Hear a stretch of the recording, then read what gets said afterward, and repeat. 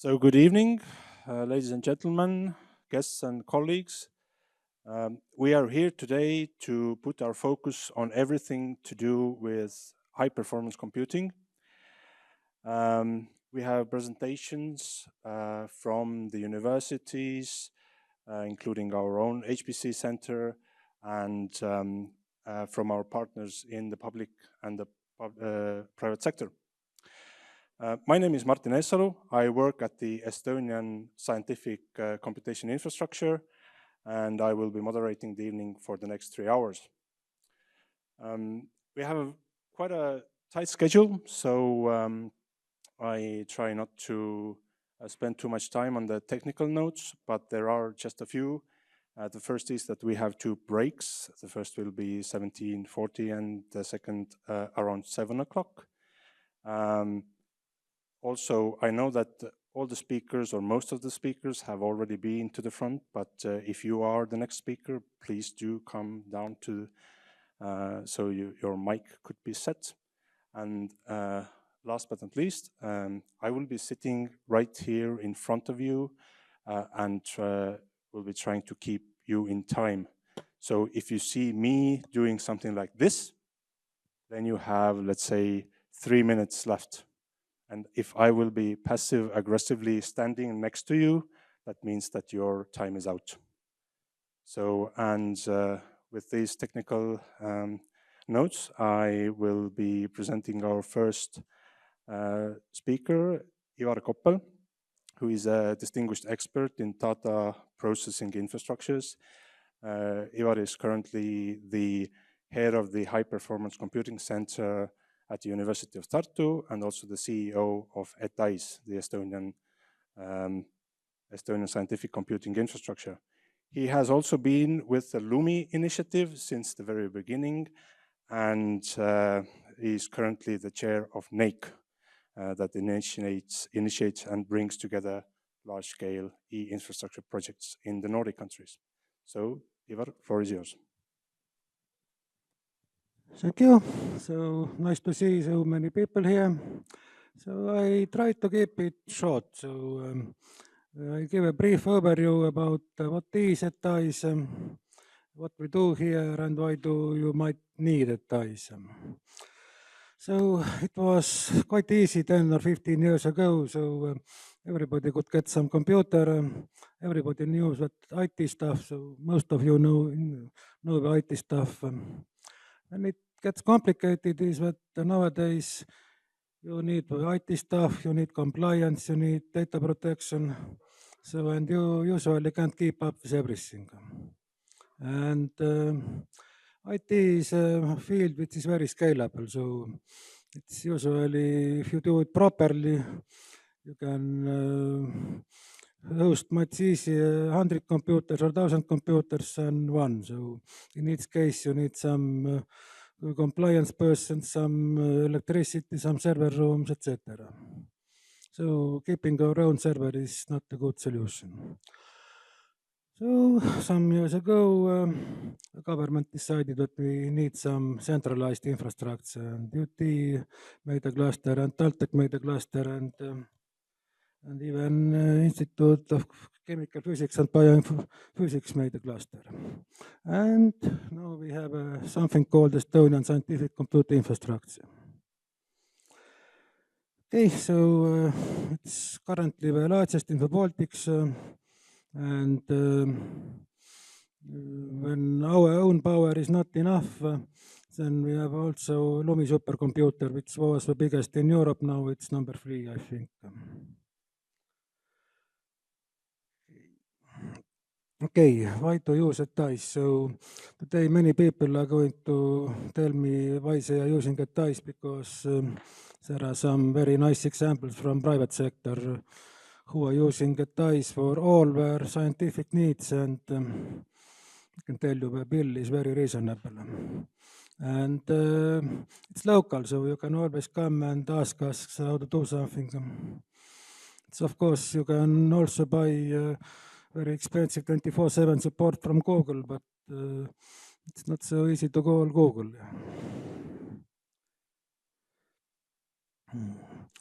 Okay, so we cover literally everything. So some things are more higher level at Tartu, some technical things are very good at TalTech. And idea to when creating ETAIS was very simple, so we don't like complicated stuff, so we wanted to be the best HPC in Europe. And we started climbing, so we grow ourselves, hired technical people, hired compliance people, got more infrastructure, and it's very important that we want to preempt your needs. So as you noticed, the seminar started at 4:15 and that ETAIS was already here before 4.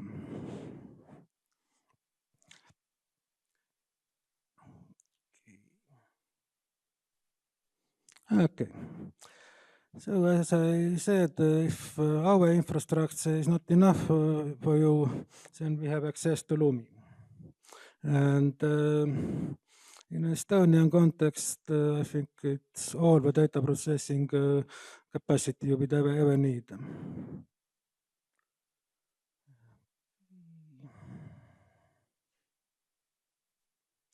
And last but not least, so I was talking, we wanted to be the best HPC or at least do something at European level. So Euro HPC has at least, okay, here are 8 supercomputers here. So they also have quantum computers, data lakes, etc. And there was recently a procurement to get a management solution for it. So it's, let's say, like a X-road that connects all the supercomputers, quantum computers, data from a single portal. And we are part of a consortia who won the contract to design the access. Okay, yeah, so we are not yet another government bureaucracy. So we are very interested in customers and what they need, because 2/3 of our income comes from projects and contracts. Okay, so we have government support, so it's impossible to join LUMI or Euro HPC projects without government support, but still.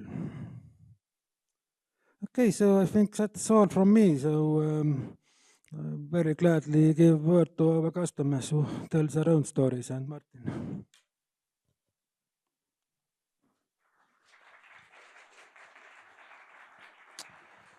So thank you. Maybe one very quick question if we have it.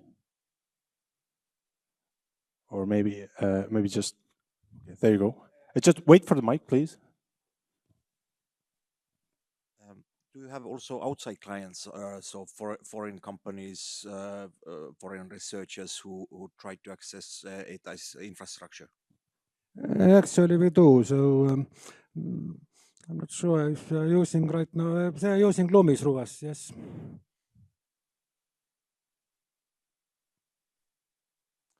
Okay, thank you very much. So if anybody wants to talk to Ivar, talk to us,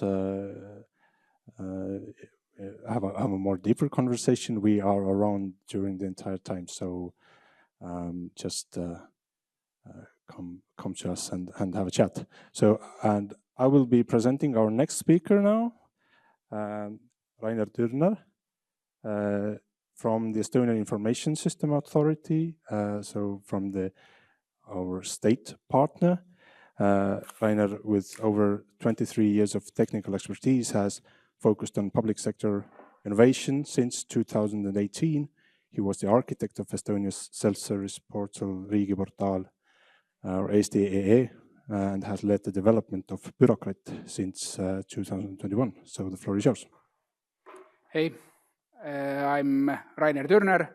As introduced, I'm from the Information System Authority of Estonia and currently working as an architect for the Bürokratt. I won't be here talking about Bürokratt, but to give some background, when we finish what we are doing right now, I should be able to lend a book from the National Library, renew my driver's license, and do everything government related by using, for example, just some random kindergarten website which has Bürokratt enabled. So that's the goal. That's what we're doing. We are not doing science. We are applying science. We are building a solid technical foundation which would enable us to implement different government services. I think we are doing quite good in this space. But today, as it's about HPC and we are not actually doing science, my topic is about how real-time government data will disrupt AI investments, in my opinion. I will focus on 3 areas. First one is real-time public data lakes, which is my probably favorite topic. Not very popular because you can't get any fast results in this one, but still HPCs and would help here a lot. Also, I'll cover my personal view as an architect, why I think that the data sovereignty will change, how we will have personal data bots at some point, rather sooner than later, and why I'm skeptical of edtech and medtech startups. Just heads up, I think that these 2 fields will impact all of our lives a lot in near time, but still. So about government real-time data lakes, I don't think they exist. Every government agency has some data lakes, but real-time data lakes, the way I see would benefit are just everything that we have in our society pretty much would be usable. Like somebody gets some medicine, how it reacts, somebody like whatever, everything would be in these data lakes. And why they are important is that such sandbox could be, they could contain highly quality data across different domains. So providing new kind of services which don't exist today, just starting with some idea, testing it out, building fast, failing fast. You can't do it today because you don't have these resources. You don't have data. You don't have. If you have data, it's probably synthetic data. It's not quality data. It's not consistent, and you don't most likely have access to enough computational resources. So with government real-time data lakes plus APCs, it would change a bit. Examples across sectors vary, like healthcare, of course, education. I know that in Estonia, kids are taught in different ways, and when their results are actively monitored. For my kids, this one works. They are teaching them how to be agile, how to set their own goals, and they also take notes what happens, did they did good, and so on. If this kind of results would all be published in data lakes, innovators could build services based on this one. Healthcare, of course, smart cities, autonomous systems, environment, so on. The problem is that we can't build solutions like this because it doesn't make sense to create new solutions, developments, tests based on actual data, sensitive data, my financial data, my medicine data, and so on. So it doesn't work. There is a thing called personal data bots. It's a concept. There are a couple of proof of concepts also.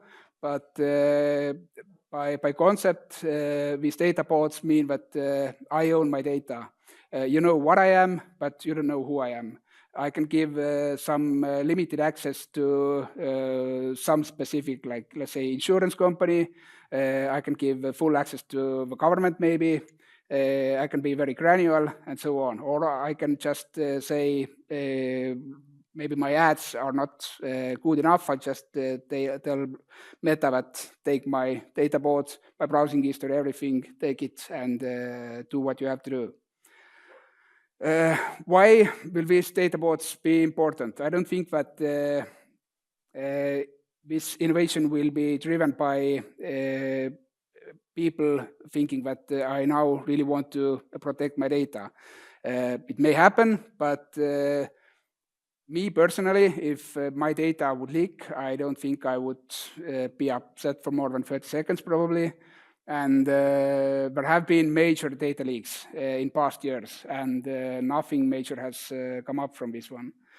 I guess at some point there will be dedicated law offices focusing fully on class action lawsuits. Your data privacy was breached, come to us, click, pay $1, and if we win, you get something more back. I think this is what will drive innovation towards data bots at some point, because when this happens, when investors can just decide, okay, I have two options. The way we store data today, centralized way, which may cause us liabilities. We may, in case of a data breach, we have to pay some settlements. We definitely have to pay some insurance fees. So if I have additional way to do it by saying that, okay, you own your data, the fault is on you. If something goes bad, then why shouldn't they pick this one? I, as an architect, I don't know any good solution how to say that, okay, I take your data and this is safe with me. I can do top-notch systems, but the data still doesn't lie where I am. It's somewhere in the cloud. There are some logs, so on. You can reverse engineer and so on. Also, why I'm a bit skeptical of edtech and medtech startups isn't because but I don't believe that they are a thing to work with or to invest in. Once again, from a technical perspective, I see different AI models every day. That's what I do for a living. And they are becoming more and more common commodities. You just pick something, you improve it a bit, someone else improves them, you teach it, you take the next one. So if I would like to set up, let's say, an edtech company, I would just browse some library of AI models. This is what I do. I just apply them, sell them as a service, but the barrier to entry is so minimal. Everybody can do the same.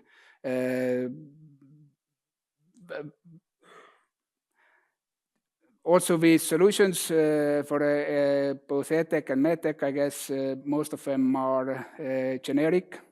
I don't think that teaching someone to do math or to read and so on, or learn new languages is something that will be done in n number of ways. There are some kind of limits. So all of these solutions will be easily reproducible. So once again, why I think that these APCs and AI models as common commodities will change a lot in investment area. That's what it is. It's hard to sustain your proprietary advantage because you don't own intellectual property. You just have your clients who are paying clients and are easy to switch any given time. Also, governments will definitely integrate AI into public services. So why should I pay for Duolingo if my kids get the same result from school anyway, if they have the same platforms? There are some good examples when, I think it was Czech or something like this, when ChatGPT was published, its stock went like really down, and then I don't think it will come back because we don't have any advantage. There are ways to apply some regulative modes to protect some niche markets, but once again, if AI models are just commodities which everybody can apply, low entry barrier, when there will be so many service providers that rather sooner than later, if there were some regulative protections applied, then I don't think that they could survive for a long time. So investors will shift their focus to things that are difficult or expensive to reproduce. Data centers are good alternative, for instance, and yeah. How will real-time government data disrupt AI investments? Coupled with HPC, I don't want to sound like a communist, but how to say, everything what I've said so far kind of sounds like you don't have access to, you don't own anything, but you have access to everything. So that's kind of good, research-wise, science-wise. And what it definitely will change is that compliance standards will be raised a lot, because if you have a lot of services, you will have your and the services will go more and more coming every day. You will have your competitive edge if you can apply them cross-domain. I focus on one domain and somebody else wants to interact with my solution, so it means that the interaction has to be very, very easy to achieve. So this is very good, raising compliance standards, and I don't think it can go any other way. And ultimately, it reshapes the current AI ecosystem as much as we have it today. I have 3 calls to action, and all of them actually go with this one, the first one, for governments. Once again, I don't think that these data lakes will happen anytime soon, because there are a lot of problems technically that need to be solved until we get there. But I think any government that would actually take this road, this path, and start building these data lakes, even if they are not fully public at first, still it empowers innovation a lot, because whenever you train something, it's all about data quality, it's data consistency, security. If you can, as an entrepreneur, could do all of this by knowing that if I do it in this APC, then I'm good. I can't be no security issues, no content quality issues, not anything. So that would help a lot. Industry-wise, same. If these data lakes would exist, just I would build stuff based on them, because it's, once again, easy to implement. If not cheap, and definitely cheaper than not doing it if you know what you're doing. And with these kind of options, build fast, fail fast culture could be normal, because you can just teach everything and start again with a new approach. Today, all these possibilities are just for large companies, because they have high quality data and resource for computing. And also investors, same. Just if you see these kind of companies, then send them money. So that's it from my side. Everybody, if you have any ideas or anything, feel free to ask now or contact later. I very much like to talk, so.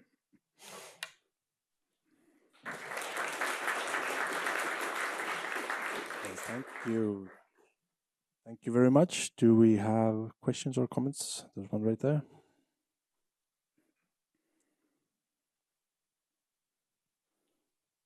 Thank you. Very exciting talk. Thank you. I see the problems that you outlined in terms of health data, education data, more sensitive data, and data lakes. However, you were advocating for these kind of data spaces or data bots or whatever people want to call them. Do you think that, let's say your kid's nursery decides that, okay, we're going to, use this particular provider and do a data bot? Do you think that legally, yes, people will be able to give that consent. But do you think that this is actually a fair thing for a governmental institution to ask people? If you know what I mean, that basically the service provider and the person handing over their data are not that quite equal basis. I think you are negotiation. I think you are correct, but the benefit of having such data lakes and but it's about both, but still the same. It's about what government can do is set clear regulations, clear rules, and say that this is okay and this is not okay. Because if this isn't implemented correctly, then all of this doesn't work anyway. Because it would still be just everybody doing their own stuff. If they are on the same base. No, I don't think they are. I don't also think that I should own all of my data. I think government should be able to own my data, but I should be, I need my personal code from government, right? So it has to come from there. So, but if it comes to, sorry, I didn't hear everything, all of your questions, sorry, but it's, if I give my data to some insurance company or whoever, I think it's still my choice. If it's a problem if a kindergarten or other service provider says that, okay, I don't get more information that I need to provide service to you, so I'll teach you. That would be a problem, but that's something that the government can do by implementing these regulations and setting clear standards. I hope I responded you, but I have a feeling I didn't. Okay. Okay, thank you. Okay, we have another question right in the front.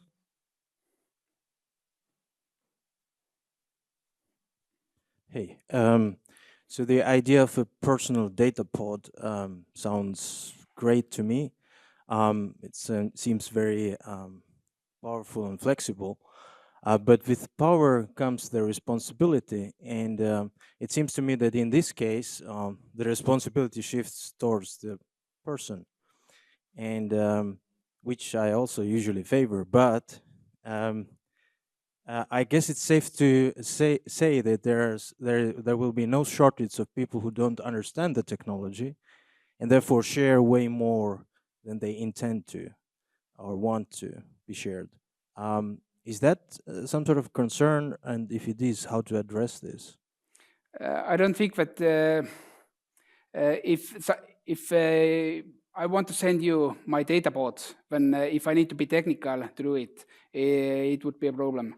If you have some kind of proxies in between, saying that validating, APC could definitely validate if your request is actually APC knows your intention, your service, the data that you are asking from me, if it's okay or not. You can have APCs in between or other proxies in between. I don't think that this direct interaction between persons and service providers is the best idea because yes, we are not on the same level, but sharing this kind of information shouldn't be technical for me as someone sharing my data.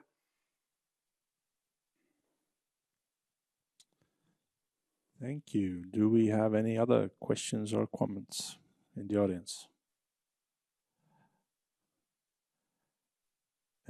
If not, then let's thank our speaker again.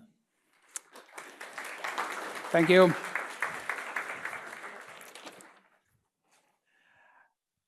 And we're slightly ahead of time. And I will now announce the next speaker, who is Priit Paluoja, who is the head of data management at Celvia CC, which is an R&D-driven company bridging the gap between basic research and genetic testing. Priit's expertise spans from bioinformatics, web development, data management, and to system architecture. So the floor is yours.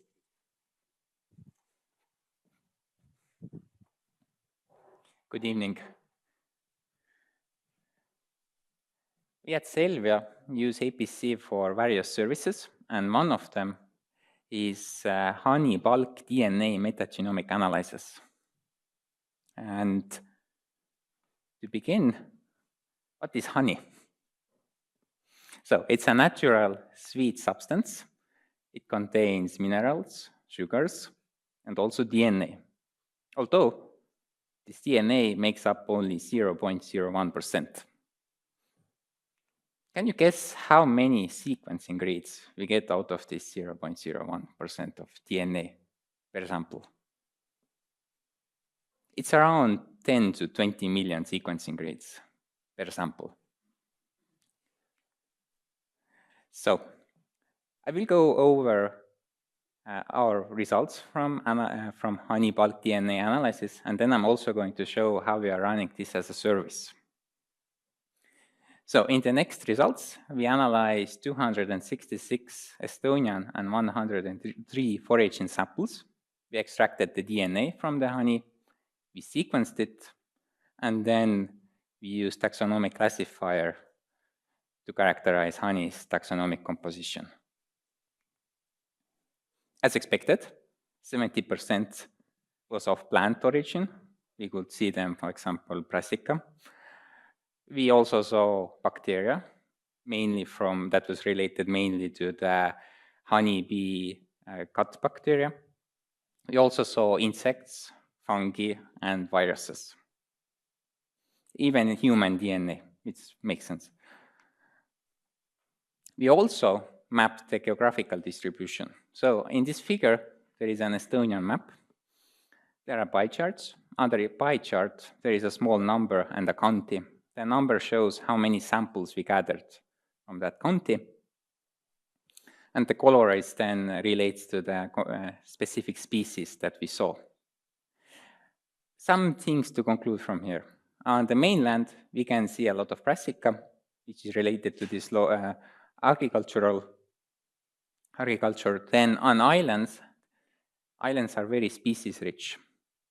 There are a lot of frangula and ramus that makes the honey fluid.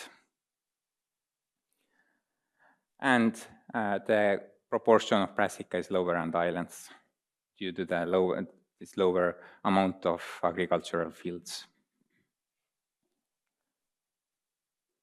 But this now, as a service, we use APC in Tartu to analyze our data. So we extract the DNA, we sequence it, then in APC we analyze it, we download the data, and we compile the report. On the report, then who ordered the service, for example, beekeeper, they can see all the plants that are in the honey. They can also see if there are any pathogens or parasites. We also estimate the honey authenticity and also the geographic origin. This, And we also, the output is a corona plot that also shows the plants as a figure. The resources that we use. So we have this 7-step pipeline. We analyze 32 samples in parallel. Each of them have around 10 million sequencing reads, up to 20 million. We start with this quality statistic mapping of sequencing data. Then we determine the taxonomy, which is our most resource-intensive process of the pipeline, which requires 400 gigabytes of RAM. That would be equivalent of 50 office computers.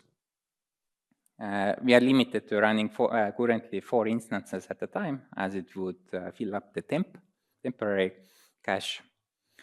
Then our pipeline continues with enhancing taxonomy, visualization. As our reports are both can be in Estonian or English, we have a special step for translations. Also modeling that is related to the honey authenticity. I will not cover that in here. And finally, summarization. We have now even gone further and automized this. So when the sequencing is ready, the sequencer uploads our data to the Illumina base space. And now with the help of cron tab in APC, we periodically check if the data is available. If it is available and it's downloaded, the analysis is started, and then in the end, we get a notification with the email if the analysis is ready, and the office worker goes and downloads the summary file and compiles the report. One question is, can a non-technical user run the pipeline daily? And in most cases with regular flow, yes. But from time to time, there is intervention needed from in-house specialists. There are in large 3 cases. One is related to if something goes wrong with sequencing. It could be that some samples get more reads than expected, or something is mixed up. This can, or for example, last week, Illumina base space was down for a few hours. Usually all of these cases have some solution. It's either, in case of Illumina base space being down, we downloaded manually the data and uploaded to the APC. It also could be that APC is evolving, which also is normal. It could be changes in software modules, which we have mitigated by using containers. It could be changes in storage path or other updates, but in these are rare and we are always notified beforehand. It also could be resource spikes, but in that case also we have always contacted APC and found a solution. So to conclude, we use APC for multiple services. They are open to this client tailored solution, in our case, this cron tab solution, for example, and resources meet our needs. But still, for these daily use cases, we still sometimes need intervention. So any questions?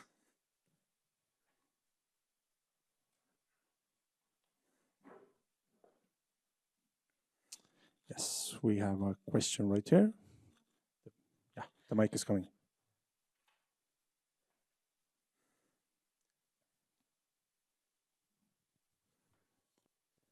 Okay, so I know you have many more use cases also. So can you give us a brief overview and also maybe some indicative cost of one honey DNA test? Sorry, can you repeat that? The cost of any honey DNA analysis. So if somebody would like to analyze their sample, it's, I might be wrong, but it's around 200 euros per sample. And I guess the HPC cost is about €1 per sample. Yes, the computing cost is low, even though we are using 400 gigabytes of RAM per sample. So yes. So thank you. Yeah, there's a question right there. Ivar, can you give the mic? Yeah. So when I was looking at those pie charts, I recognized on the Saaremaa, for instance, there was one pie chart which did not have so much brown and red, whatever those stand for. Yeah, the one in the middle. Okay, it is still Saare County. Maybe I was comparing to Muhu.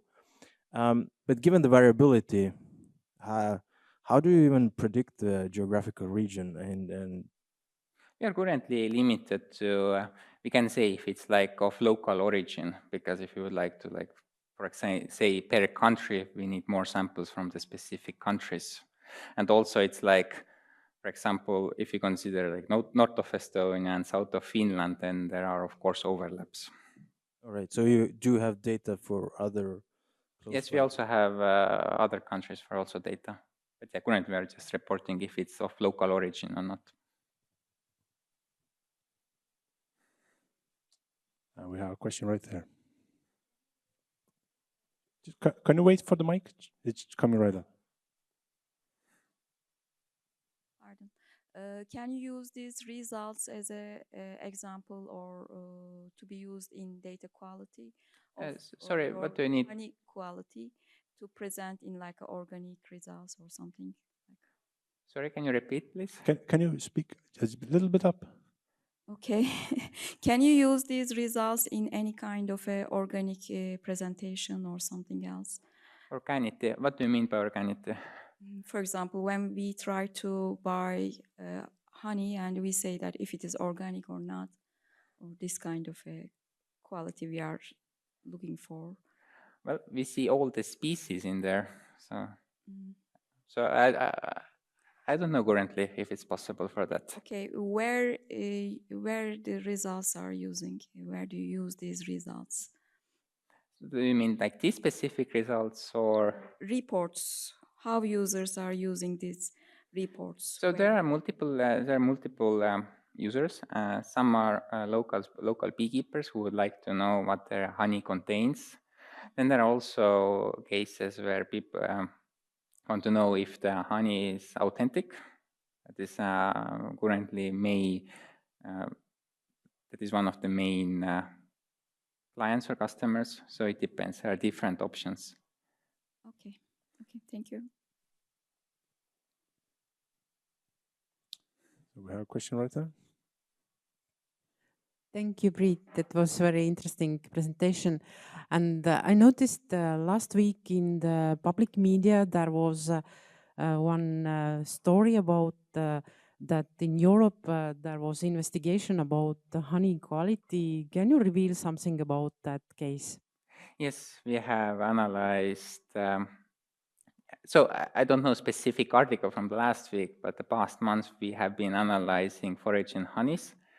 And this honey forgery is a very big issue in Europe in general. A lot of syrup is used and sold as a honey. So we are combating that by providing an honey DNA analysis. So yes, that is currently, we are actively analyzing honey samples from different countries all over Europe. Thank you. For example, at the results of your report, can we see any syrup or something? We can just see the spices, but You mean species. Yes. But okay, I'm trying to understand which side we can understand the results from the. Okay.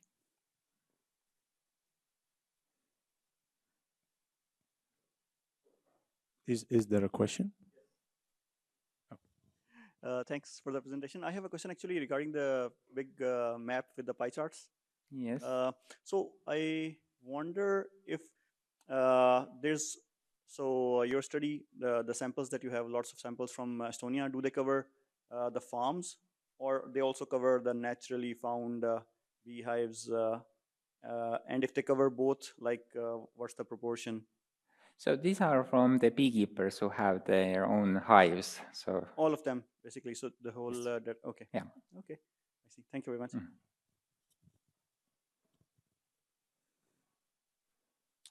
Okay. Any other questions? Yeah, there's one right there.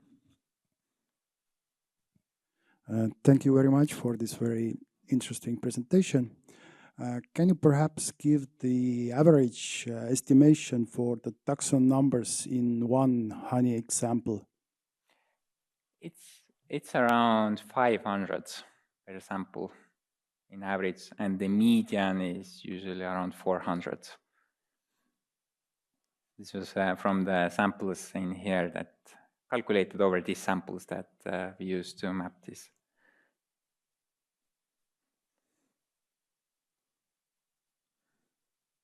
Thank you. Now, I think we have had almost as many questions or much time for questions as there was for the presentation. Maybe for the last question, just you had you mentioned unexpected use cases. Can you mention an example? What would be an unexpected use case? For example, if you would try to run something that is not a honey sample, then usually this, actually not even with this project, but with some other project, sometimes these tools that are used, they do, for example, when it happens that there are at some point no sequencing reads, then some tools might fail, leading to the failure in the whole pipeline. So we have seen that when there is idea that maybe we can analyze this, some sample from another project, from another origin, this can lead to pipeline not working, for example.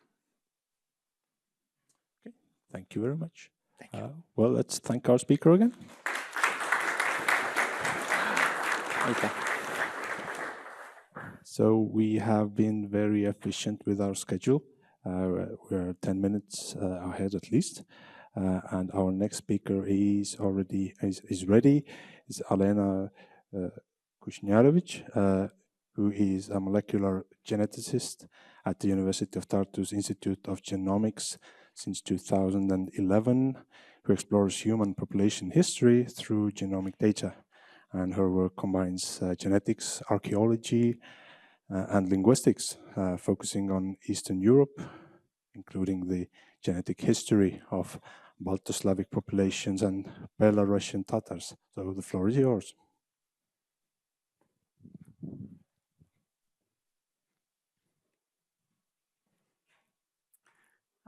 Good afternoon, everybody. So everything works and I can start. I'm very grateful to be here and to talk about our study, and I want to thank the organizers to give a possibility to present our research here. So I would start with this question. Probably most of you have at some point of your life asked who I am, where do I come from, where do we come from, who are our ancestors, and there are many sources of different sources of information we can use to answer these questions, and our genomes is the one of this kind of source of information. Genomes, or the sum of DNA that are in our cells and determines who we are as biological subjects. But also DNA is passed from parents to children, and it accumulates changes, and some of these accumulated changes in DNA can be thought of as a sort of genetic chronicle of our past. And to give you an example of how far we can go analyzing genetic data, I will bring here this very illustrative example of admixture between admixture between humans and Neanderthals. For example, if we compare genomes of modern Europeans and genome of Neanderthal, then we will find out that in average, each European person would have in his or her genome around 2 to 3% of Neanderthal genomes. And you can think that Neanderthals, these are the closest relatives of human that got extinct 25,000 years ago, and we still bear in our genomes information about the shared history of anatomically modern humans and Neanderthals. So genomics is a powerful source of information. And so I talked about individual level, but what about population? For example, if we compare genomes of Uralic speakers, these are populations that live today across Eurasia, far away from each other. And if we compare some modern populations, then we will see that that these populations would share in their genomes a certain genomic component, which is marked here in pink, and we call it Siberian component, except for Hungarians. And then we would think that probably these populations, Uralic speakers, modern, they would share some ancestor in the past, and probably behind the spread of Uralic languages stay some waves of human migrations.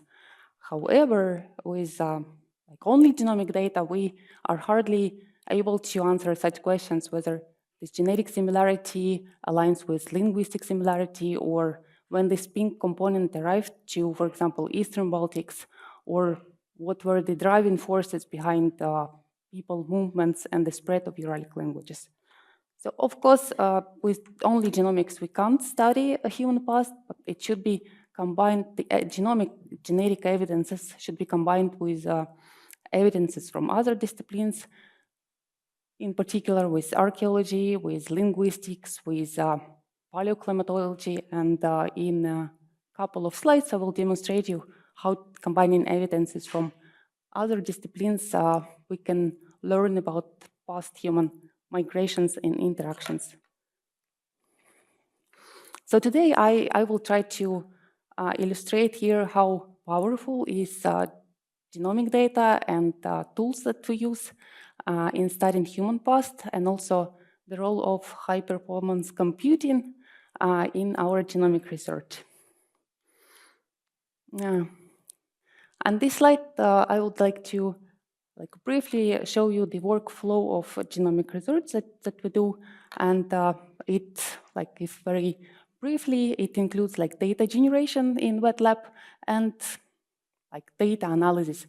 So we start with extraction of DNA from biological or bioarchaeological materials, and then we process this DNA and put into sequencers, and as soon as DNA is sequenced, it ends up in 8PC, where we store our data, perform first processing, and then do various analysis and do our conclusion about questions that we ask. And we work with various data sets that includes human genome sequences and genotype data from their presence, global diversity of human population. We also work with data from gene banks, for example, Estonian Biobank or Latvian Biobank. We intensively or extensively utilize publicly available resources, like 1000 Genomes Project and so on.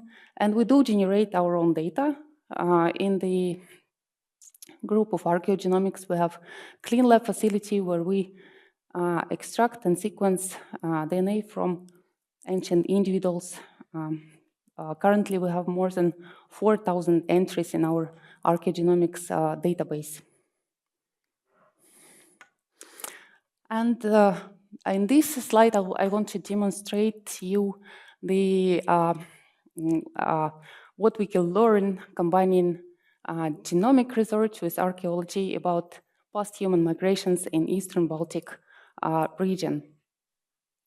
So in this slide, you can see series of principal component analysis, and each colored dot in this in each graph is the ancient individuals, and then the closer are dots to each other, the more genetically similar are these individuals. And then we can see and compare the individuals that lived in Eastern Baltic 6,000 or 7,000 years ago. These are Mesolithic hunter-gatherers marked here in blue, with individuals that lived later, early farmers, marked in pinkish color, and then with the individuals that lived even later in late Bronze Age and with Iron Age individuals.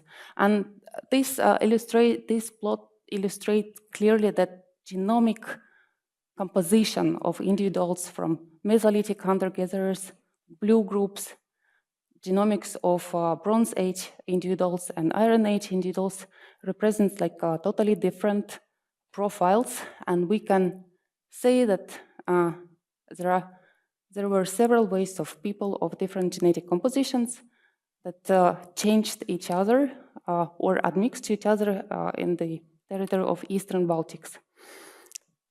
And only when we look already at the Iron Age individuals, they are somewhat closer to this gray dot where we find today modern Estonians.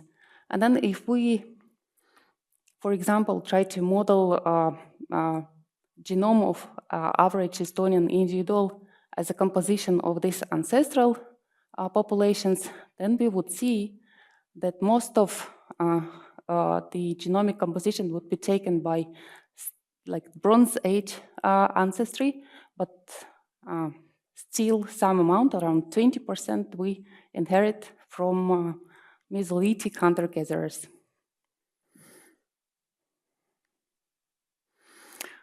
So in genomic research, we deal with huge data sets.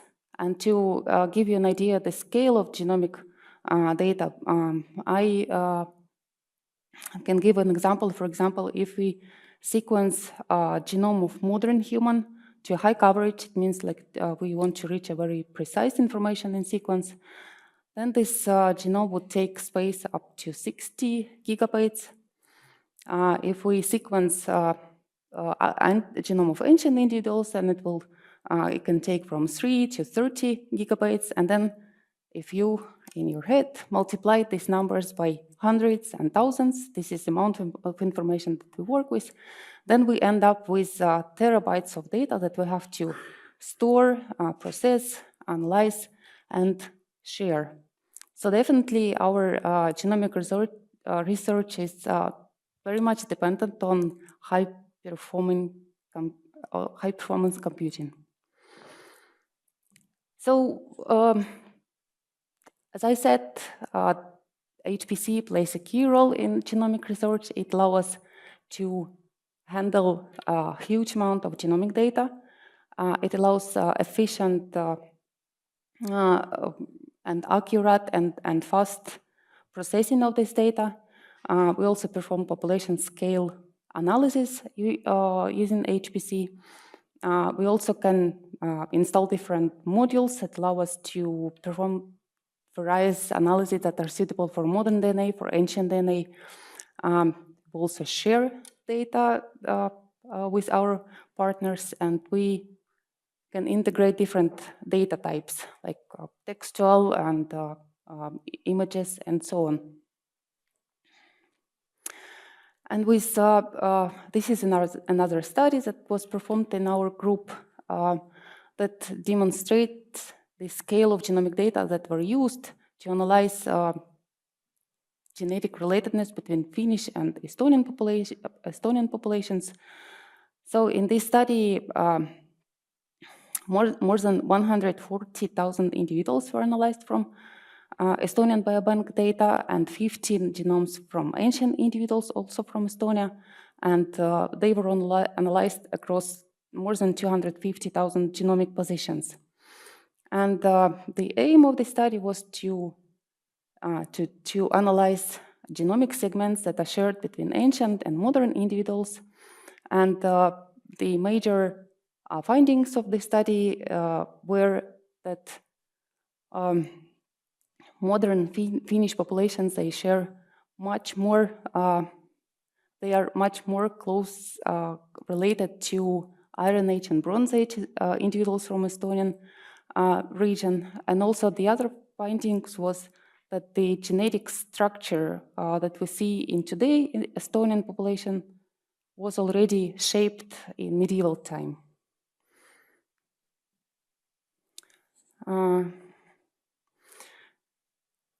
As I mentioned before, genetic studies of human past are very interdisciplinary, and for the rest of my talk, I would like to introduce two interdisciplinary studies or two interdisciplinary projects that we just started in our group of archaeogenomics of the Institute of Genomics. That this is one is Estonian roots, and the other is ECO.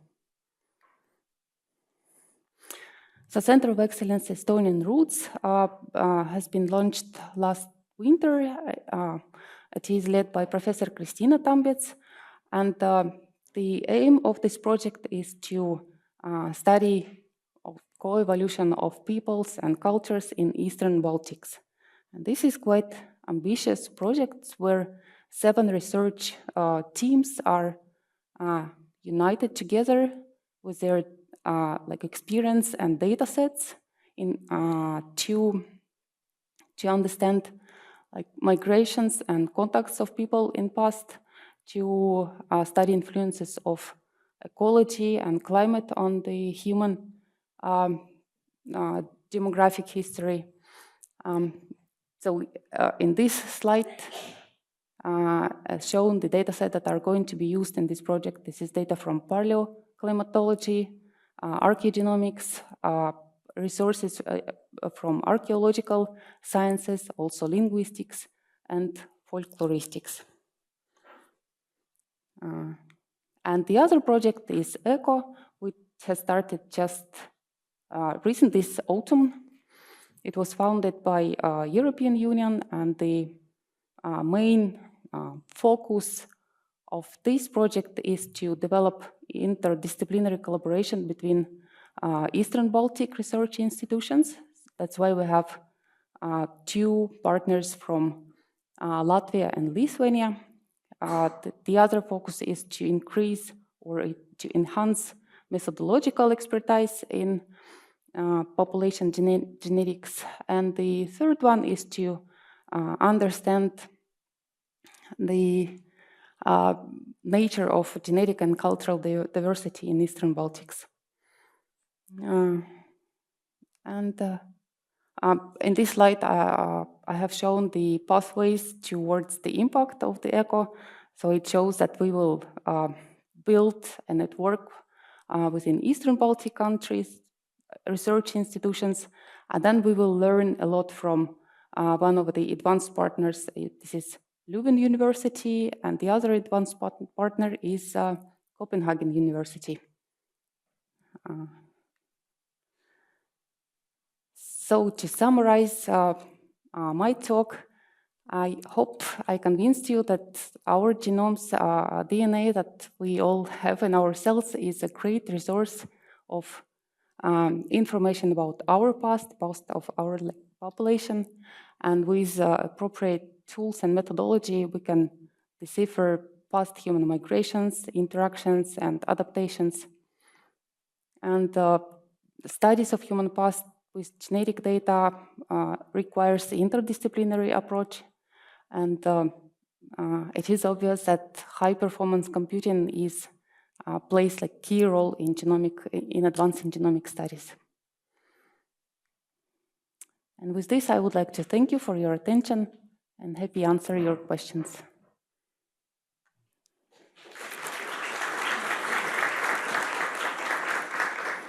Thank you. Any questions or comments? Right there.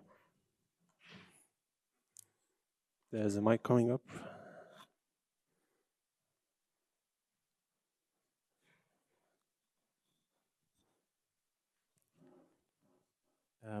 Sorry if I just missed this, but in your study when you were comparing contemporary Estonians with the ancient ones, and you had 15 samples of the ancient Estonians, yes. How ancient were they? So in this particular study, there were several individuals from Bronze Age, Iron Age, and the rest from medieval time of Estonia. So 3 layers were represented in this study. And now relating to the Neanderthal part of information that we have, how does it work? So do the ancient people have more than 1 or 2%, or is it diluted out over the generations, or how does it? Yeah, it's definitely the closer is the population that admixed to Neanderthal. So in the first generation, for example, it would be 50-50, and with time, it would be diluted, especially if you don't have this repeated admixture with the Neanderthal, so this amount of DNA would be lost. But the, the speed of loss is not linear. It would depend on the selection pressure on this, for example, on the chunks of Neanderthal in our genomes. For example, if they are beneficial for human, they would tend to be preserved for a longer period.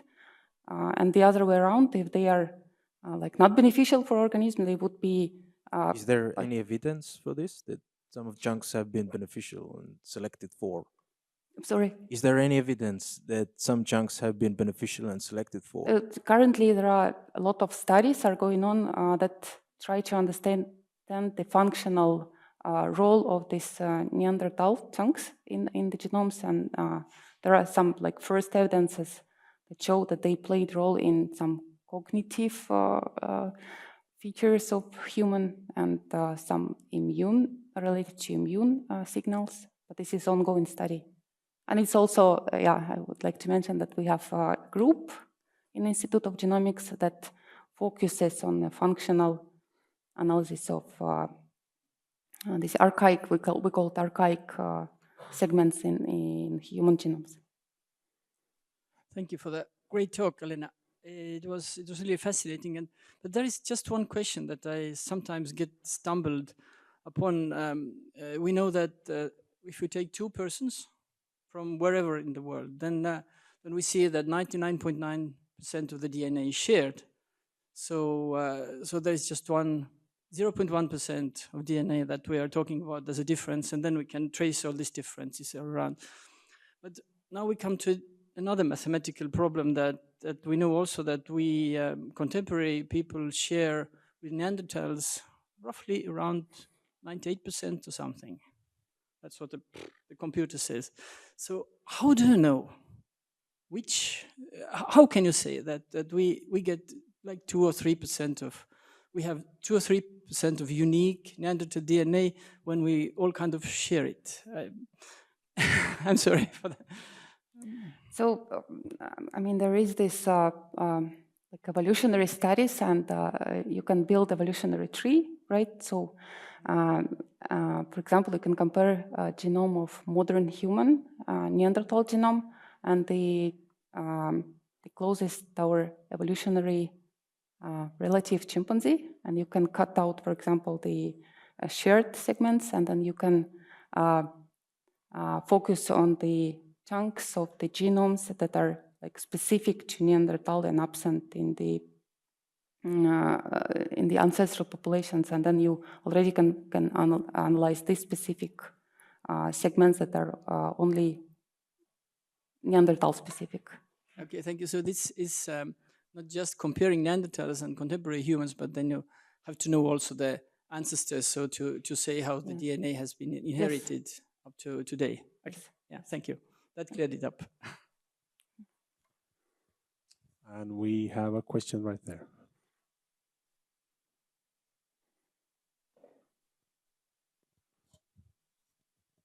Hi, nice talk, Alena. Just a clarification to the previous question. I think it's apples and oranges here, because we're talking about, with the Neanderthal case, the percentage of variable sites between humans and Neanderthals. So it's not really quite accurate to compare this to a banana, right? Because, you know, normally these banana comparisons or fruit flies or whatever, they look at the kind of the total sequence differences, right? Well, where in Neanderthal case, we're talking about just the variable sites between humans and Neanderthals, and that's, of course, in the grand scheme of biology, very, very small amount of differences. Thank you for that comment. Do we have any? Yeah, there's a question in the back.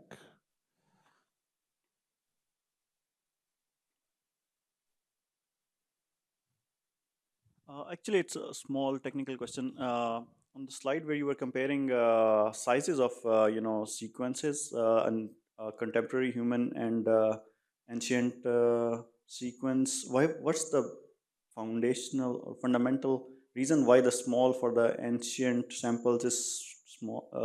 Size for the ancient samples is small.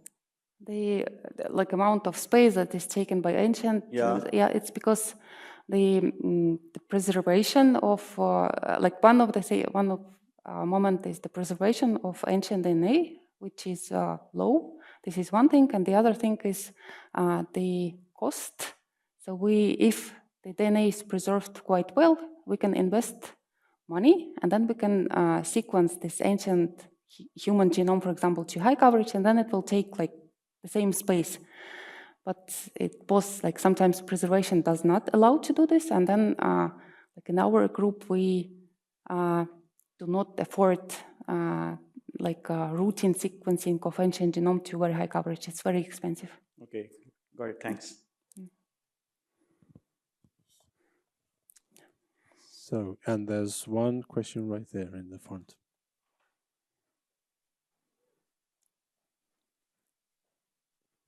So it's a more common than not a question. So I'm Lauri. I'm Lauri Anto from TalTech, but I used to work here. Not here, but in the other buildings when that building wasn't here. So it was. I was so glad to see that this collaboration between HPC Center and the Genomics Institute, and also all the genomics people, is still very much alive, and you need each other. It's really great to see. Just one bit from history. When we built the first cluster in 2008, and we got it running in the beginning of 2009. So there were other user groups which were interested, shown interest, like chemists and some mathematicians.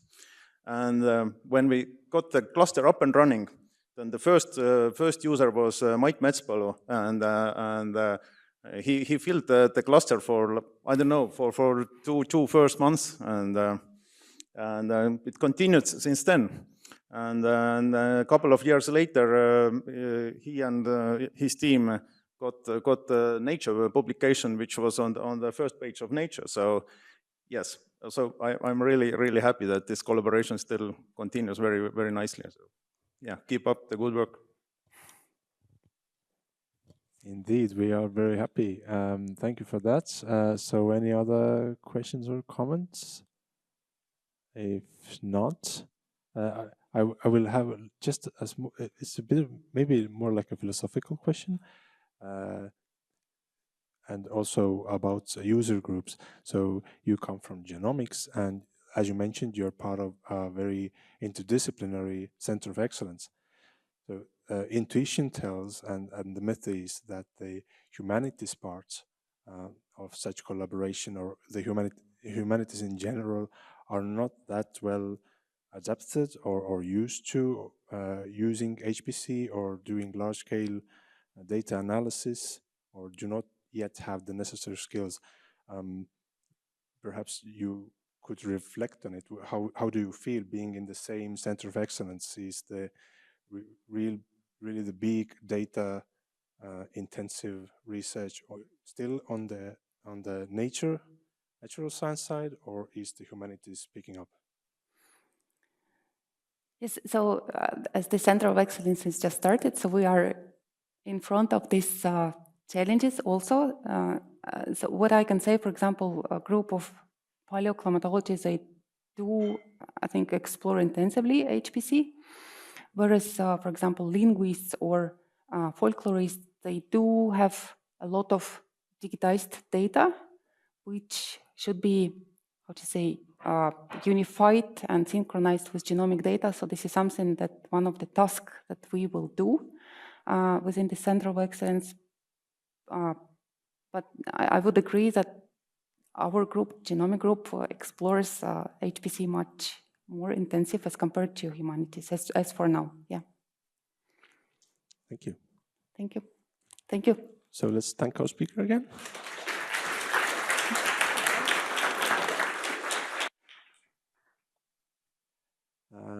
So again, we have still been very efficient in our use of time, but now it is time for a small coffee and wine break, and some time to network. So we will continue at 6. So we have a bit more than 30 minutes. So let's be back at 6. Thank you.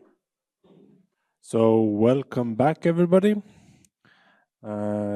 Just a reminder that in about an hour we have once more some time to network. But now I'm presenting our next speaker, who is Taido Purason, Junior Research Fellow of Natural Language Processing in our own Institute of Computer Science.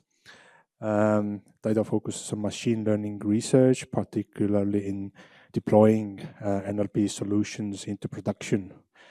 As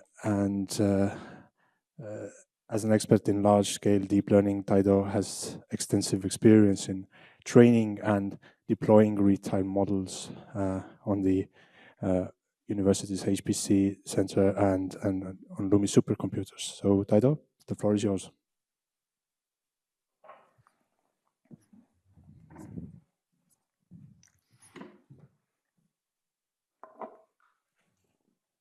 So, hi everyone. I'm excited to tell you about our experience at Tartu NLP training and applying LLMs on LUMI supercomputer.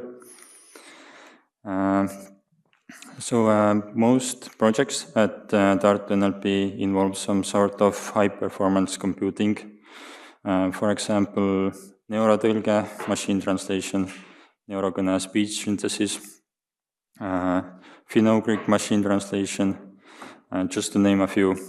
And we have been using LUMI for 2 years now, since the pilot program. But today I will be mostly talking about projects involving LLMs. And first, just to give some more context, I will be speaking about life cycle of LLMs. So the first stage where LLMs learn most of their capabilities and knowledge is pre-training. And during pre-training, LLMs learn to predict the next token in texts and documents. And token is basically a chunk of text that's smaller than word on average and larger than characters or bytes. And this is the most expensive stage of LLM lifecycle. For example, the best performing open source models take a few months to train on clusters of 16,000 GPUs. But the next stage is supervised fine-tuning, and it is quite a lot cheaper because the model doesn't learn that much capabilities at that stage. It mostly learns to respond appropriately to human prompts. It's also known as instruction tuning. And if you used ChatGPT, for example, you have used a model that has been instruction tuned. So that's the stage that makes it usable for the end user. And also supervised fine-tuning can also involve task-specific fine-tuning. So teaching the model to solve a specific task. And finally, the best models also go through something called preference tuning, where the models are further aligned to human preferences. And yeah, these last two stages are relatively cheap when we compare it to the pre-training phase. So why do we need supercomputer resources? Well, LLM capabilities depend directly on the training data amount and the model size. And larger models need more training data and more computational resources, as has been determined by scaling laws. And the challenge is not even maybe all about the computing power, but also fitting the models into the memory of GPUs. So mostly those big models need to be split between GPUs because they won't fit into a single GPU, and maybe bigger models don't even fit into one node. And so since these large language models have that many parameters, fine-tuning them can be quite expensive as well. So fortunately, we have LUMI supercomputer, which is the eighth fastest supercomputer in the world, third in Europe. It has 12,000 AMD GPUs, and it's powered by renewable energy, located in Finland. And since we have these resources, about a year ago, we started taking first steps towards open LLMs for Estonian. And prior to this, there were no LLMs in the modern sense that supported Estonian, not in foundational models, not even in instruction models. And even today, we see that open source models struggle with Estonian, and we see that especially in the smaller sized models, such as models that have maybe around 8 billion parameters. And so we decided to address that. But this had some challenges. Mostly it's because Estonian has quite limited pre-training data.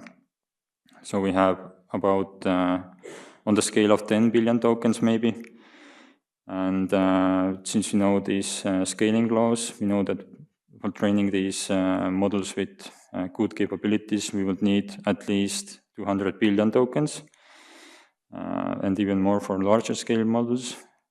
And Of course, one challenge with this kind of pre-training is also the resource amount we need to use. So first we decided to take another approach. And yeah, another challenge is there are no instruction tuning examples for Estonian. So we can't really train instruction tool models.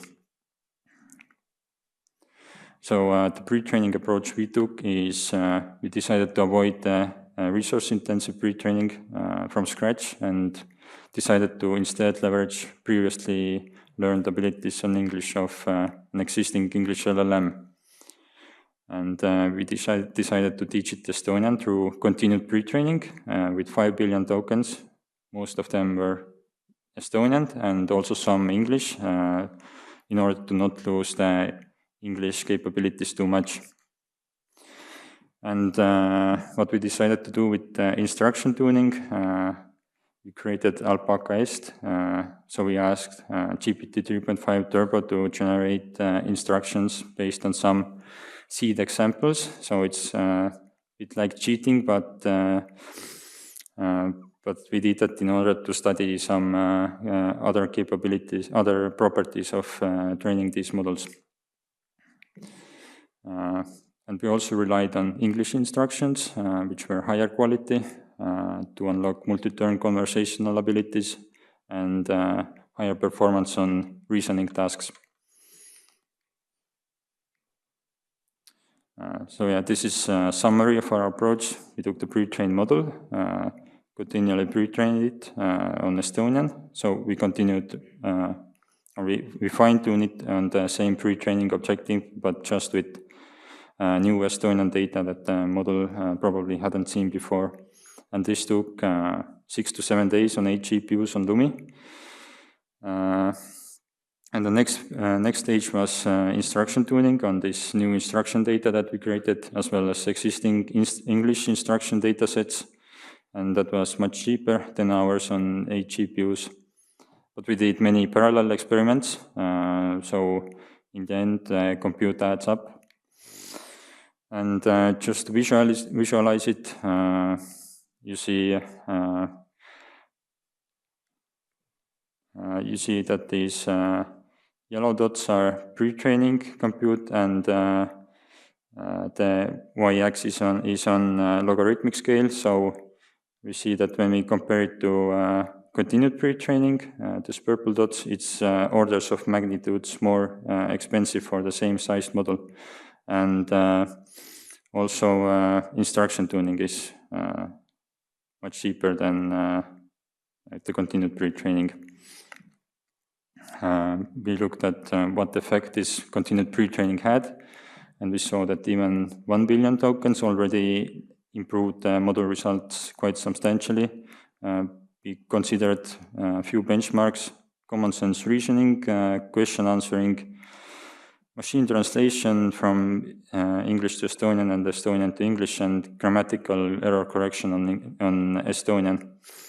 And we also saw that increasing the pre-training data size to 5 billion tokens further improved our results, and the results will likely still keep improving if we trained it further. And also we saw some increase from using this high-quality English data that we included.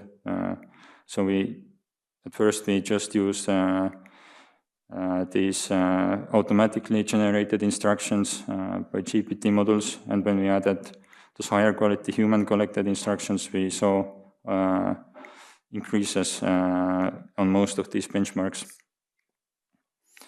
And of course, we also decided to compare our model to GPT models, since that's what everyone uses. And it's not entirely a fair comparison, since our model is like an order of magnitude smaller. We don't know exactly how big are the GPT models, but we can guess that they're at least 10 times bigger. But we see that our model is still relatively competitive, and And the difference in performance is the biggest in the common sense reasoning task, where the model size really matters for the performance. And as a result of this work, we published LLMs, the first open conversational instruction-tuned LLM for Estonian. So for those that don't know, Estonian llamas means sheep, and it's kind of blend between llama, which was the original model, and llamas.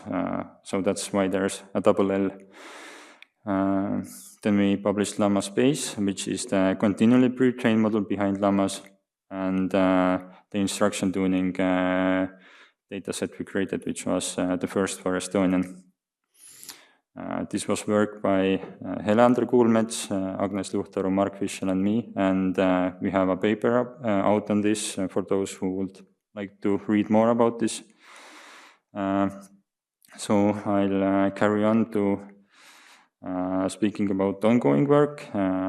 We have an Estonian language support in open source large generative language models project going on. It's led by Kairi Zirts, and it's collaboration between her group of Mark Fischel, and the group of Tanel Alumäe, and it's ongoing until 2026, July 2026, with the aim of creating open source and competitive LLMs for Estonian.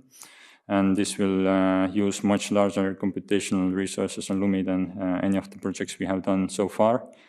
And it will also create much more competitive models. So it's something exciting to look forward to. And now to applications of those models. So we applied this llamas model that we trained for correcting grammatical errors. And we decided to tackle 3 languages at once. So for Estonian, we used the llama space model. For Ukrainian, we trained a new model with the exact same methodology as llama space, but we just switch out Estonian for Ukrainian. And for German, we used a pre-trained model that's also based on llama 2. And this is actually what the model gets as an input. It has an instruction describing the task. Then the input, which has an incorrect sentence, and a response, which is the correct sentence. And we trained the model to output the correct sentence based on the preceding text. And just by doing this, we get nearly the best results that were published before. And we outperform prompting the GPT models. And we actually also performed the previous best Ukrainian result just by this simple approach. And these previously best models have also quite complicated training pipelines with synthetic data generation. So this is a really promising result, but we took it further. The problem with this grammatical error correction data is it's quite limited. It only has 10 to 30,000 examples for those languages that we are looking at. So we asked, how can we increase our data set? So what we decided to do is that we decided to teach these language models to correct the grammatical errors based on the human data set that we had. So we just reversed the instructions. We told the model to reply with an incorrect sentence and gave it the correct sentence as an input, and trained it on the human data to output the grammatical incorrect sentence. And this was kind of to model the types of errors that a human would make. So to sum up this approach, we first took our pre-trained model, trained it on error generation with human data. Then we take this error generation model, we generate synthetic errors into 1 million sentences that we deem to be relatively correct. It's from a corpus. And then we take these synthetic errors, and we kind of just switch the data size around so that we have these synthetic errors as input, and we train a new model initialized from the llama to correct this data. So now we have a model trained to correct errors on this synthetic data, and we fine-tune it further with the correct human data to further align it with this high-quality data that high-quality corrections and the types of data we will see that human made. So here we see that this approach gets us in all of these 3 languages the best scores that have been reported so far. So, for example, it outperforms Estonian previous best score by quite a considerable margin, at least in the context of grammatical error correction. And this F-score takes into account that the model finds the necessary errors, and it doesn't correct, it doesn't overcorrect. So yeah, the precision pretty much looks that the model doesn't do unnecessary corrections, and recall looks that the model finds the errors in the sentences, and they're aggregated into the F-score. So we take this into account. And again, Ukrainian, we outperformed the previous best score by quite a lot. And for German, the change is quite small, but the previous best German score was already using quite big language models. So yeah, maybe that's why there's not so big improvement. And a little bit about the compute we used for these experiments. In total, we used over 5,000 GPU hours. So this corresponds to 26 days of training on 8 GPUs. So a big part of this compute was training continually pre-training the Ukrainian model. And also quite big part of this compute use was generating the errors and training on the synthetic errors. Actually training on the human data, this really thin purple bar was quite a small amount of the total compute, since we have so few human examples. And this was work by Agnes Luhtaru, Martin Vainiko, Maxim Del, Mark Fischel, and me, and it's also published as a paper if you'd like to read more. And this work is still continuing. It got turned into ongoing state tender to develop Estonian grammatical error correction for exam corrections, and it's running until July 2025. So that's it for me. Thank you.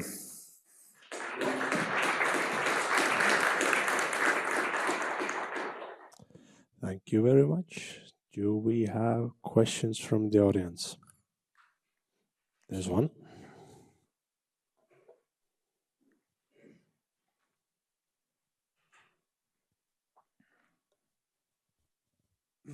Thank you for your presentation. If I understood you correctly, you indicated that the base model used was 7 billion parameters. Yes. Have you played around with smaller models? They are frequently underestimated, especially when you have this well-defined use case. Mm-hmm. Yeah, we haven't really done that because when we started with this work, we only had the 7 billion parameter pre-trained for Estonian, and for example the multilingual models that were available. I think at that point there weren't really Llama 3 wasn't released yet, which had this 1 billion parameter models.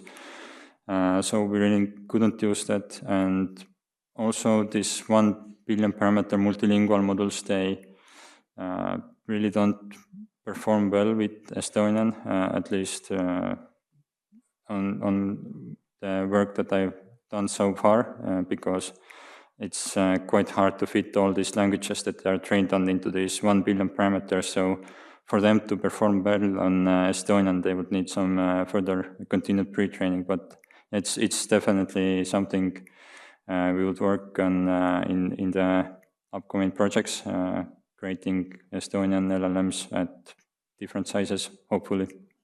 So it's safe to assume that you haven't evaluated Gwen and Microsoft's Phi models yet? No, okay, we haven't done thank that.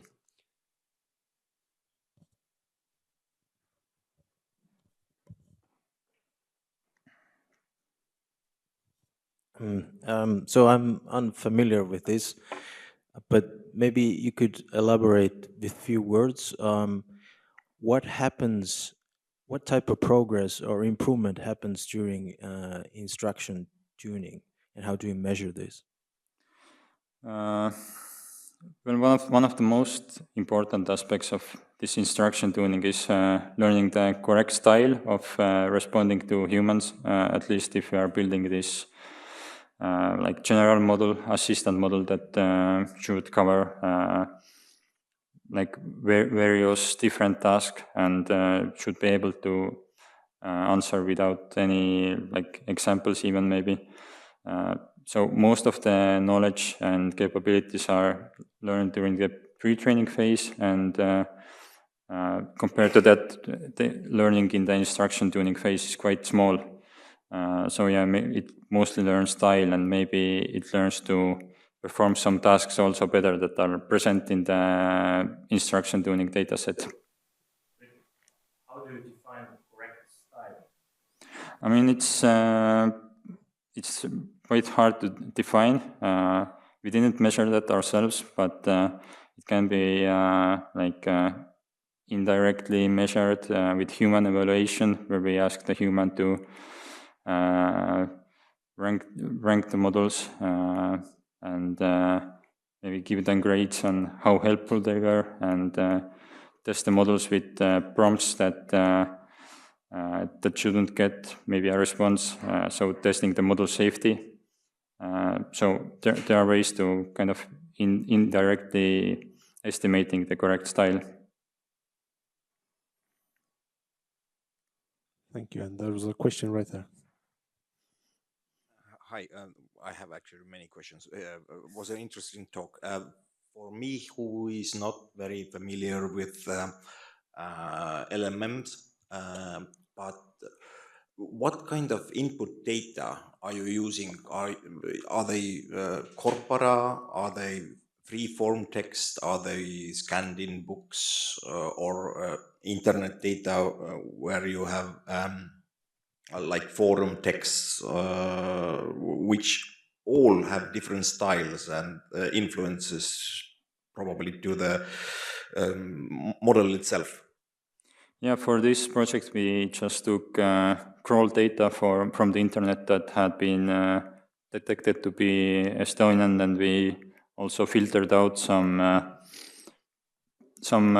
pages based on URL patterns that were clearly machine translated text, but there still remain quite a lot of low quality text in the data. So it's mostly web data, to answer your question. Okay.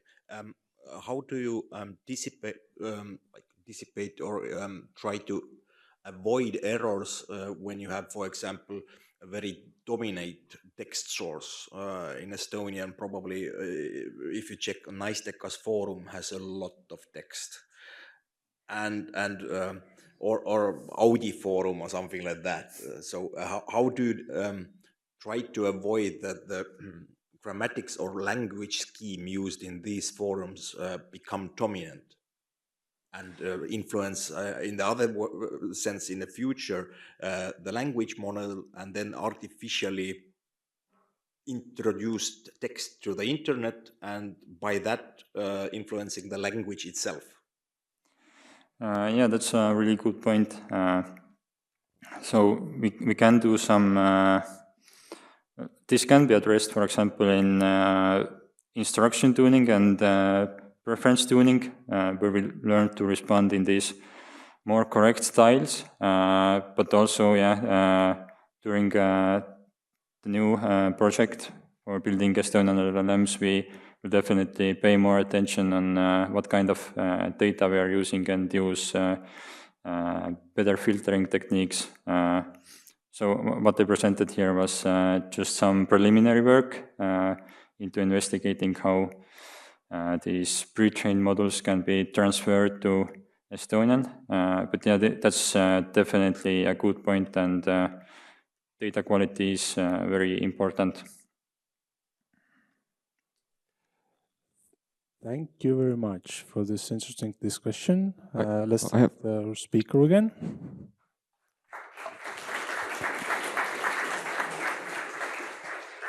And just as a comment, I would argue that probably Delfi Naistekas is one of the most prominent internet sources on construction and many other areas of life in Estonian. But our next speaker is Hardi Hakk, an aircraft engineering student at the Estonian Aviation Academy, who's also in his second year with the Formula student team. Last year he served as an aerodynamics design engineer and now leads the aerodynamics team. So the floor is yours. Thank you.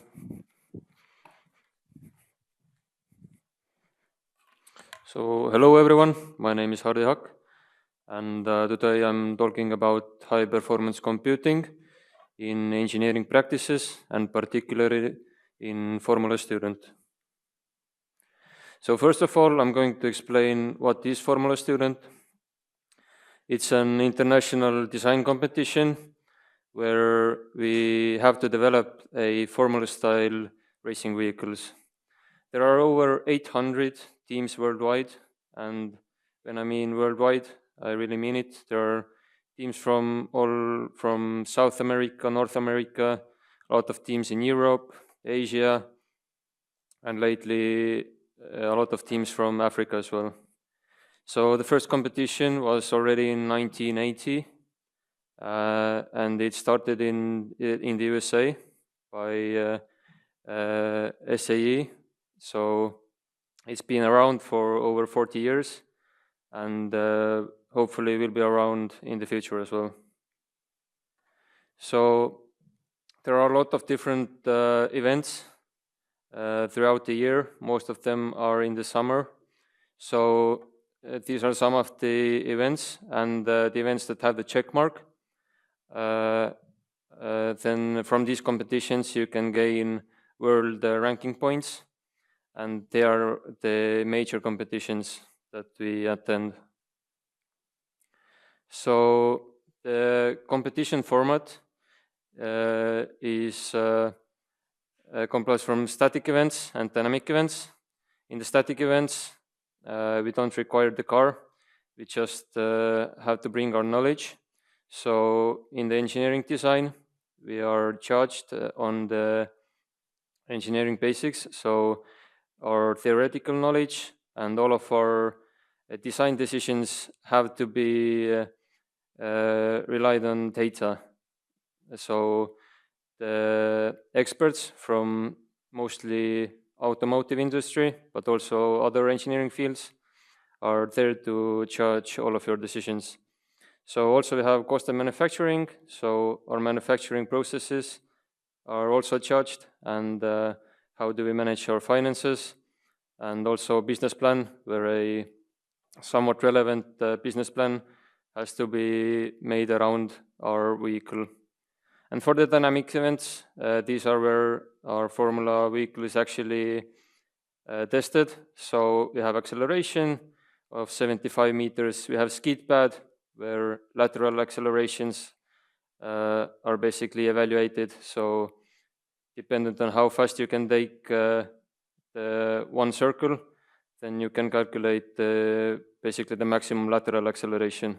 So the overall grip of the vehicle is assessed. Then we also have autocross, which is one fast lap, so essentially qualifying if you're familiar with autosports.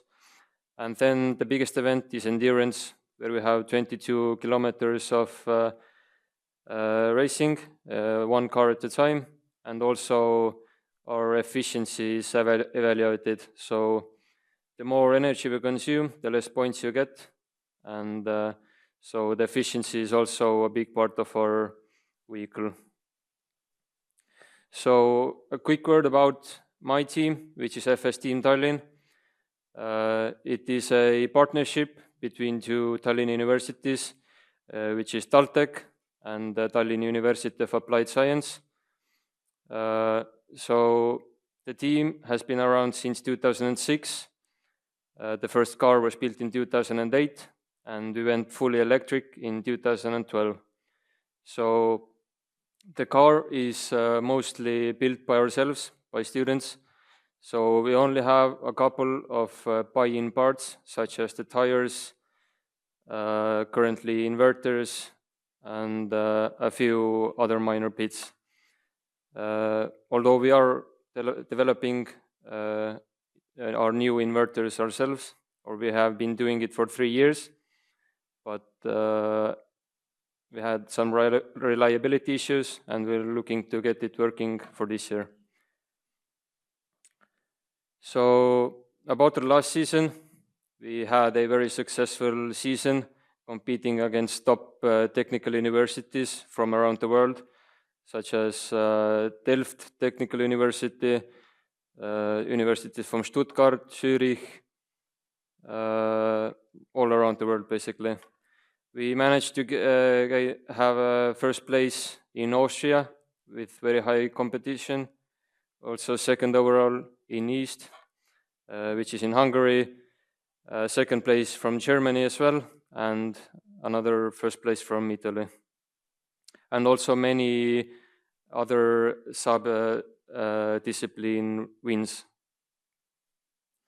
So the team consists of around 100 members. We have a 9-month development process, and during the summer we have 3 months for the competitions in Europe. We have an estimated of 19,000 hours of work for all of the members together. And then our team structure consists of 7 sub-teams, which is powertrain, mostly for the electric motors and the accumulator, electronics for low voltage systems, dynamics, which I will talk about in the next slides, then suspensions, the chassis, mostly for the monocoque and all of the structural work, then driverless, as our vehicle is also autonomous ready, so it can drive either with a human in it or fully autonomously, so without any driver, and also admin team. So now I would like to quickly show you a video from our Germany competition this year. In the video, you can see in the bottom left, there is the accelerations, longitudinal and lateral. Then we have the throttle input, speed, and top right is our torque vectoring system. So we have 4 motors in each corner, and we can change the amount of torque we apply to each wheel, and also we can brake each wheel separately.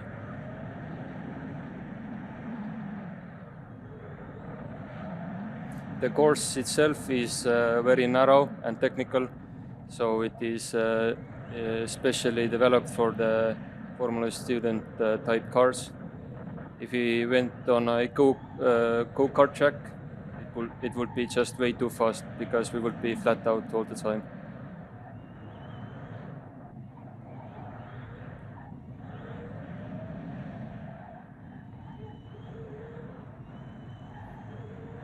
And, for me, especially interesting is the torque vectoring system on the top right.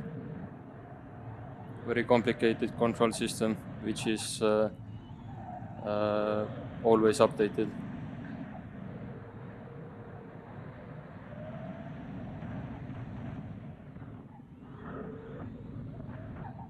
So this was the example of the autocross lap. So a quick slide about vehicle dynamics, which is the sub-team I am in. So we are responsible for the actual speed or performance of the vehicle. We have another different sub-teams or subjects that we have to cover. So kinematics, then the control system I just showed you, then tire data, data analysis, and performance engineering, lap time simulations, and then lastly aerodynamics, which is my expertise. And here in this graph, you can see some sensitivities to lap time and also efficiency. So lap time is in blue and efficiency sensitivities in orange. So in vehicle dynamics, for us, the most important things are the tires. So because tires are the only thing that keep our car in contact with the ground, hopefully at least. So on the top left, we have a tire friction ellipse, which shows the lateral and longitudinal forces that the tire can generate at different vertical loads. And also on the bottom left, there is again vertical load sensitivity for the tire. And on the right, we have tire lateral force generation sensitivities to pressure and camber angle. So why I covered this previous slide was because what we do in aerodynamics is we try to exploit the tire as much as possible. So essentially, we just have to increase the vertical load on the tire. But when we increase the mass of the vehicle, then the problem is our longitudinal accelerations are slower, and with the tire sensitivity to vertical load, the gain of performance starts decreasing. So we have to use aerodynamics for that. And from the sensitivities I showed you before in Formula Student, the downforce is quite important. 10% increase in downforce has a lot more of an effect than 10% increase in drag, or even 10% increase in suspended mass. So for our car, the aerodynamic package itself weighs around 12 kilograms, but we can generate around 450 kilograms of downforce at top speed. So yes, we could drive upside down, and no, we have not tried it. So I will get a bit broader for a minute and talk about engineering for a moment. So what we do in engineering is that we have to design a product for a real-world application. So it has to be in real-world environments and withstand all of the real-world conditions. But when we develop a product for this environment, first of all, we need to understand it so we can better tailor our design to these environments. And to describe these real-life conditions, we use models. And models are basically assumptions or simplifications of the real world. And as George Box said, all models are wrong, but for us, some are useful. So when we make these simplifications, we can make these real-life conditions somewhat usable. So on this graph, you can see that on the left axis, we have the usefulness, and on the bottom axis, we have the simulation complexity. When we increase the simulation complexity, we can increase the accuracy, but the computing power needed also increases. And from one point, the usefulness of the simulation starts to decrease because we increase the computing power necessary so much, but we don't get any additional value out of it. So quickly about fluid dynamics as well. So as all of the fluids on Earth are modeled through Navier-Stokes equations, and we call this study of fluid motion fluid dynamics. So all of the flow of water in the river or from the tap, or for example a car moving through the air, or even weather cyclones, everything can be modeled through the Navier-Stokes equations. But again, these equations use simplifications. For the Navier-Stokes equation, we have the incompressibility. So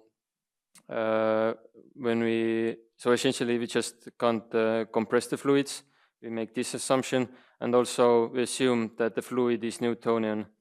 So the viscosity doesn't change with shear rate. And the Navier-Stokes equation are two partial differential equations. One of them is conservation of mass, which is the top one. So no mass can be created or destroyed. So the divergence of the velocity field is 0. And the bottom one is essentially Newton's second law in disguise. So F equals ma. For m, we have rho, or the density, as we have fluid volumes. Then the partial u partial t is essentially the acceleration, as it's the derivative of the vector field of speed. Then we have pressure gradient, viscosity, and external forces such as gravity. And when we actually try to use these models, we always solve the Navier-Stokes equations. It is also one of the 7 Millennium Prize problems, which has the $1 million prize pool. If you manage to actually prove that the Navier-Stokes equations are correct, because currently we use them a lot, but we actually don't know if a solution always exists. The solution is unique, and the solution is smooth. So if anyone could prove that, then $1 million is waiting for you. But in CFD, which is computational fluid dynamics, we use again different models. We have to simplify it even further. So we have DNS, which is direct numerical simulation, which is the most accurate, where we essentially solve all of the scales for the Navier-Stokes equations.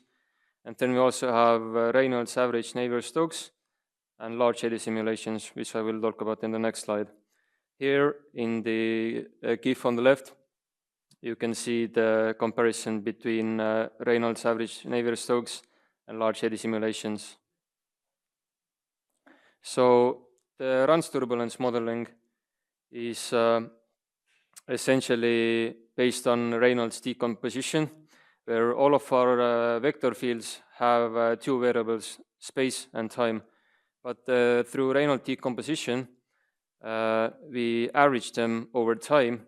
So we will have time average components, u bar, and variable components, u prime. But even when we do this time averaging, we still have some fluctuating components which don't cancel out, and there we have another problem. We still can't solve it. So we need more models to basically simplify these fluctuating terms, and then we have eddy viscosity modeling. We use different models, and they all give different results, but the end goal is same for all of them. The K epsilon model, where the K stands for turbulent kinetic energy and epsilon for the dissipation rate. K omega and K omega SST are also similar, while K omega SST is combination of K omega and K epsilon. And also there is a Spalart-Almaraz model. The top three ones again use two partial differential equations, while the Spalart-Almaraz model is a one equation model. So a bit simpler, but still quite complicated. We also have the large eddy simulations and direct numerical simulations. These are a lot more computationally expensive than the RANS model, so they are not used as much, especially the DNS one, as for this section of an airfoil. The simulation required 35 million core hours and 75 terabytes of data. And if you will take a whole airplane, it would take over 100 years, even when you consider the Moore's law of exponential computing power growth. And therefore, it doesn't have a practical value for engineering. Well, it does, but not for iterative processes. Then this is actually the reason why we have to use HPCs. Although we use simplifications of the real world, these simplifications are still quite complex, and your everyday computer just isn't up for the task. So we make use of those models in the HPCs, and through HPCs we can speed up our workflow to solve our simulations quicker. We can also increase our workload, so we can do more simulations, create aero maps, which are basically just a lot of different simulations put together into one graph. So most of the CFD simulations could be done by a personal computer, but it will just take a lot of time.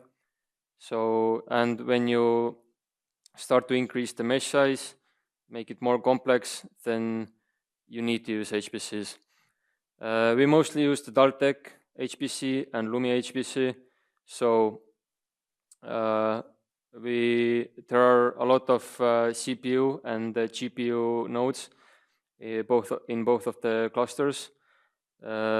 We mostly use CPUs, as they are most of the CFD codes are tailored for CPU usage, so the CPUs are more efficient. And they usually have more memory capability. So, for example, the Daltec CPU nodes have 40 cores, and the LUMI CPU nodes have 128 cores. So the cores are quite important for the CFD simulations. And when you compare it to my computer, for example, when I have 8 cores, then you can see the difference already. So in CFD simulations, we use the finite difference discretization method, where we essentially have a fluid body, which is the domain, and it is developed into a mesh. So each mesh cell is basically the speed value of the air molecule in the cell is calculated, and there we can find our engineering quantities of interest. So essentially, when computers solve these meshes, they solve linear partial differential equations, and they create a system of linear equations from them. But the problem is Navier-Stokes has nonlinear equations, so it makes it a bit more complicated. For straight line simulations, we have 13 million cells, and for our corner simulations, we have 28 million cells.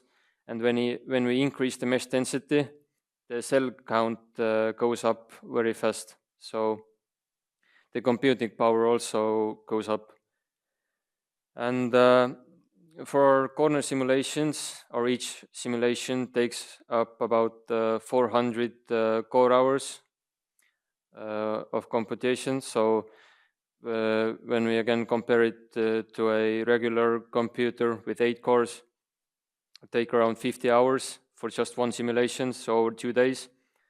But the HPCs can solve it a lot faster, within a few hours. And the files of the solved simulations are usually around 8 gigabytes. But again, if you increase the mesh density, then the file size also increases very fast. So we can't analytically solve the Navier-Stokes equations, so the computer have to use numerical methods for solving these basically differential equation systems. And for the computer, these systems are put into matrix forms. And then the computer just basically crunches all the numbers and gets the solution. But again, the problem is when we start increasing the mesh size, when we want to increase the precision of the simulation, then the matrix size also increases, and this affects the computing power. So also the turbulence also makes the simulations quite a lot harder. So the more turbulence we have, the longer it will take to solve the simulations.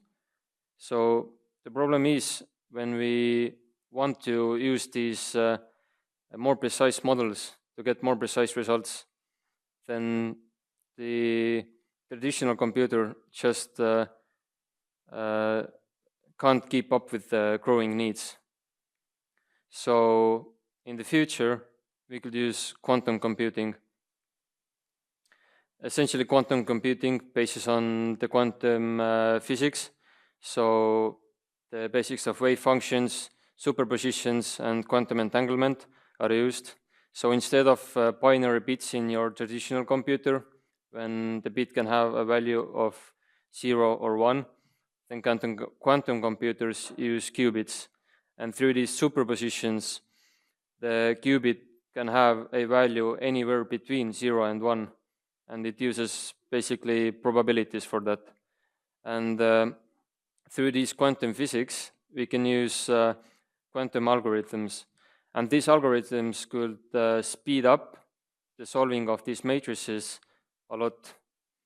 For example, a 300 qubit computer could be compared with a traditional computer with 2 to the power of 300 bits. So the quantum computer isn't faster for every task. So for most of the tasks, your traditional computer is still faster.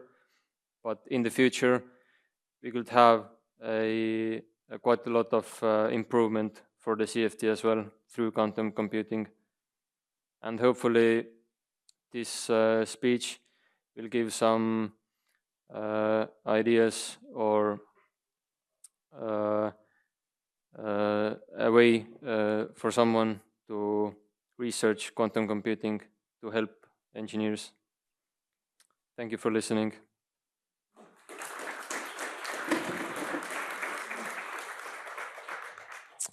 Thank you for this very interesting and thorough engineering use case. Now, do we have any questions? We have one right there. Hello, actually 2 questions. First, a bit further from HPC.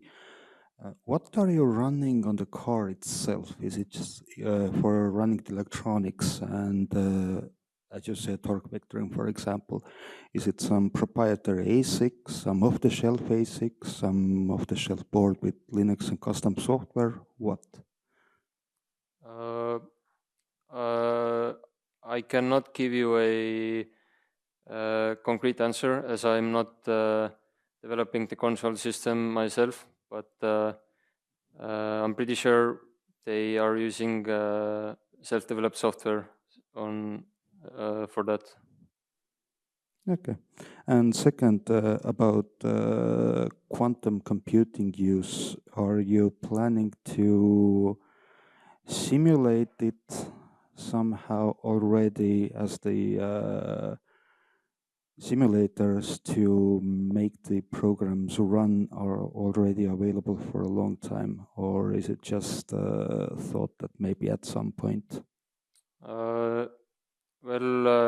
It is just a hope for the future. We're not looking to use it yet, as it is not developed enough. So the quantum algorithms aren't developed enough for CFD. Also, the resources available are not quite there yet. So first of all, the computers are quite small and they have some inaccuracies. So we just have to wait a few more years and then maybe we can look into it. Okay, thanks. Hello. I have a question about if you have run a simulation and you have the results, what is the analysis process of those results? What decisions you make based on this simulation? You adjust something in your let's say you get some ideas from the results of the simulation. What will you do next? So our development process for Aerodynamics is very iterative. So first of all, we run the simulation. When we have the solved file, we can look at different field functions. So we can look at the velocities of the air. So essentially pressures, total pressure coefficient. So you can see the losses of energy in there. And through that, we essentially manipulate the air according to the CFD simulations. So where we can see we have a lot of clean air, we can put some airfoils and through that create pressure differences and from that create downforce. Or maybe you can see you have a lot of wake generated from the tires, from the monocoque. You try to reduce this wake, as all of the wakes are essentially loss of energy, so therefore drag. I hope I answered your question. Thank you. So we have another question right there.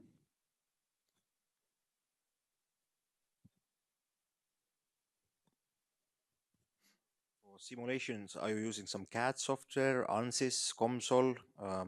For simulation software, we use Star CCM. And for CAD, we use Siemens NX. Okay, and more general question. What is the weakest point of the Estonian student formal car? That's a good question. I don't think I have an answer for that. We usually say that the electronics team is always responsible for all of the mishaps, as when the car isn't driving. Just blame the electricians because, well, our car is fully electric, so when the car doesn't drive, there is some electrical fault. So, yeah. But they're doing a good job as well, so.